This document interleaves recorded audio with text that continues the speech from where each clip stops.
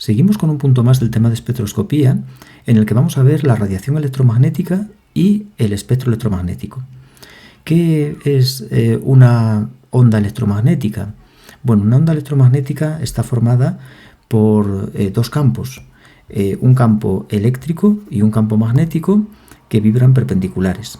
Aquí se representa por las flechas azules y la curva azul el campo eléctrico, y las flechas rojas y la curva roja representa el campo magnético. Los dos oscilan perpendiculares entre sí y perpendiculares a la dirección de propagación de la onda. Una onda electromagnética, tanto su campo eléctrico como magnético responden a estas ecuaciones.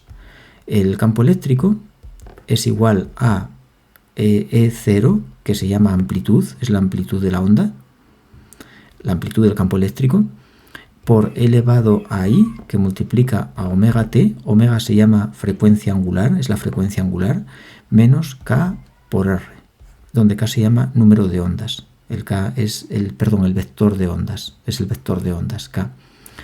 El campo magnético tiene una expresión idéntica. El campo magnético es igual a la amplitud B0 por elevado a I por la frecuencia angular menos el vector de ondas por R. Bien, por ejemplo, nos interesa mucho la frecuencia angular. La frecuencia angular está relacionada con la frecuencia de la onda a través de la fórmula 2pi por nu. Nu es la frecuencia, omega la frecuencia angular. Por otra parte, el vector de ondas, K, se define como 2pi partido de la longitud de onda. Si dividimos ambas ecuaciones, obtenemos la velocidad de la onda. La velocidad de la onda es la frecuencia angular entre la longitud de onda. 2pi por la frecuencia entre 2pi por la longitud de onda. 2pi se va con 2pi y queda frecuencia por longitud de onda. La longitud de onda subiría arriba. Así que la velocidad de una onda electromagnética es el producto de su frecuencia por su longitud de onda. En el vacío, la velocidad se llama c, es la velocidad de la luz. La velocidad de una onda electromagnética en el vacío, y se define igual, frecuencia por longitud de onda. De aquí se puede, conocida la frecuencia, se puede obtener la longitud de onda, o al revés, porque la velocidad de la luz en el vacío es de 3 por 10 a la 8 metros partido de segundo.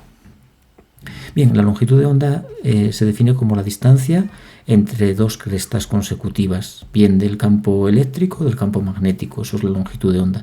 Y la frecuencia es el número de oscilaciones que da el campo eléctrico o el magnético en cada segundo, las vibraciones por segundo, oscilaciones por segundo. Bien, bueno, una vez definidos los parámetros básicos de una onda electromagnética, vamos a clasificar los tipos de radiaciones electromagnéticas según su energía. Aquí tenemos lo que se conoce como el espectro electromagnético, que si empezamos desde la izquierda vamos a tener una energía baja, y si nos vamos hacia la derecha la energía va a ir aumentando. Cuanto más hacia la derecha, la onda electromagnética posee mayor energía. Las ondas de menos energía son las ondas de radio. Las ondas de radio pues tienen energías muy muy bajas, lo que implica una longitud de onda muy elevada, del orden del kilómetro o kilómetros, y una frecuencia relativamente baja, en torno a 10.000 hercios. Son las ondas menos energéticas, las ondas de radio. La energía de una radiación electromagnética o de un fotón de una radiación electromagnética es la constante de Planck por la frecuencia. Como la frecuencia y la longitud de onda son inversas, la frecuencia es la velocidad de la luz partido de la longitud de onda, pues una longitud de onda grande, como una onda de radio, tiene una frecuencia muy pequeña. Y si tienes una frecuencia pequeña, tienes poca energía. Por tanto, un fotón de ondas de radio pues es muy poco energético. Después iría la radiación de... y lo que nos interesa, ¿las ondas de radio tienen algún tipo de espectroscopía que se base en ellas? Pues sí, una muy muy importante, que es RMN, por ejemplo la resonancia magnética nuclear, y también aparece en la resonancia de spin electrónico. La RSE también utiliza ondas de radio. Hay algunas espectroscopías interesantes que utilizan radiación en esa región del espectro electromagnético. Después vamos a ir a las microondas. Aumentamos ya mucho la longitud de onda, la disminuimos mucho la longitud de onda.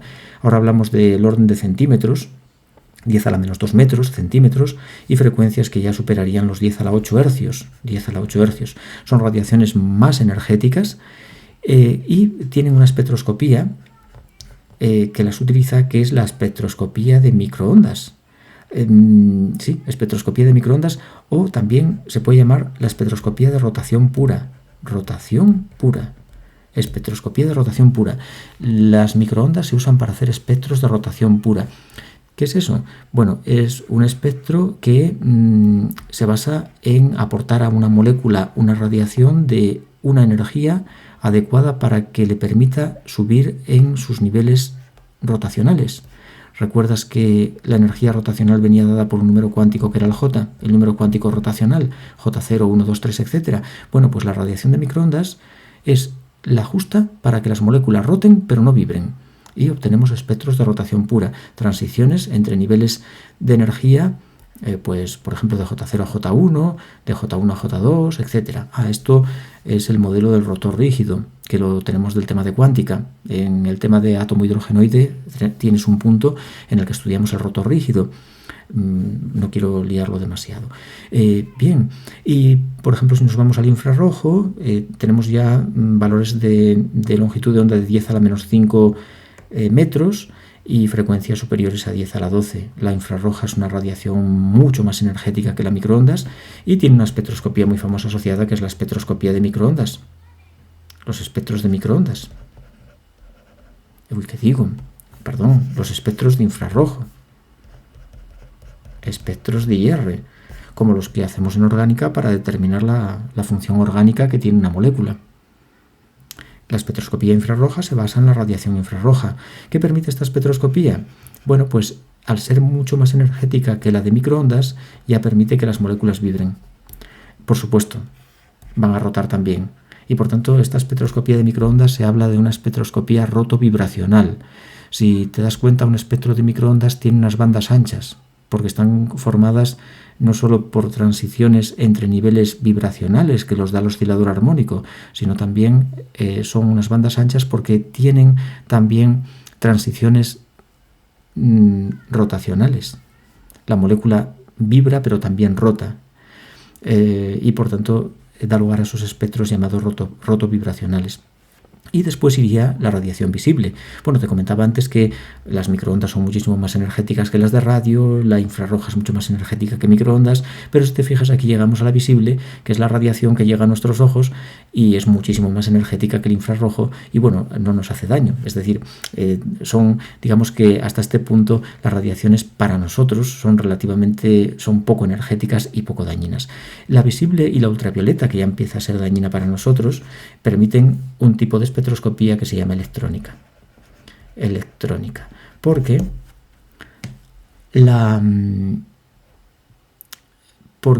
la radiación visible y ultravioleta, con longitudes de onda de 10 a la menos 8, 10 a la menos 9 y frecuencias que llevan en torno a 10 a la 15, 10 a la 16, ya tiene energía suficiente para promocionar electrones de unos niveles inferiores a otros superiores. Es decir, ahora ya no solo las moléculas rotan y vibran, que también lo van a hacer, claro, porque a medida, si las moléculas empiezan a rotar en el microondas, lógicamente en el infrarrojo siguen rotando y además empiezan a vibrar. Y en el visible, pues, o ultravioleta, pues van a rotar, vibrar y además hay transiciones electrónicas. Si tenemos, por ejemplo, un átomo que tiene un electrón en el orbital 1s como el átomo de hidrógeno, pues podría saltar a un orbital superior como el 2s. Bueno, si las reglas de selección, que más adelante veremos qué son, lo permiten, que creo que no lo permiten, pero bueno, saltaría de 1s a 2s el electrón si le damos un fotón de radiación visible o ultravioleta de energía adecuada. Tiene que tener la misma energía que el espaciado entre esos niveles y que las reglas de selección permitan esa transición. Pues la visible ya permite transiciones electrónicas, además de hacer que las moléculas roten, vibren, saltan los electrones a niveles superiores. Y después rayos X, pues bueno, está la famosa difracción de rayos X para determinar estructuras cristalinas, que no vamos a entrar, bueno, en un tema al final, pues podemos estudiar algo de rayos X. Son radiaciones de 10 a la menos 10 metros, es decir, una longitud de onda pequeñísima, una frecuencia altísima, 10 a la 18 hercios, y por tanto son radiaciones de altísima energía, los rayos X, que también se utilizan pues, para hacer las famosas radiografías de medicina. Y después tenemos los rayos gamma, que, pues bueno, no sé si tienen alguna aplicación en espectroscopía, pero ya es una radiación de altísima energía, la radiación más energética, con frecuencias de 10 a la 20 hercios y longitudes de onda del tamaño del núcleo atómico, 10 a la menos 12 metros. De manera que poseen una enorme energía. Son las radiaciones que resultan de las desintegraciones de elementos radiactivos. Bien, por tanto, aquí podemos ver que a lo largo del espectro electromagnético prácticamente todos los tipos de radiación son aprovechables en la espectroscopía. Y según vamos incrementando la energía de la radiación electromagnética, vamos pasando de radiaciones como las microondas, que solo pueden hacer que las moléculas roten, a radiaciones que pueden hacer que roten y vibren, y a radiaciones que consiguen ya hacer transiciones de electrones de átomos o moléculas desde niveles inferiores hacia niveles superiores. Bueno, pues vamos a dejar aquí este punto que, bueno, es interesante, pero simplemente un pequeño punto para seguir introduciendo el tema de la espectroscopía. Y ahora ya en el siguiente punto vamos a ver las reglas por las cuales la radiación electromagnética interacciona con la materia, cómo se produce esa interacción radiación-materia.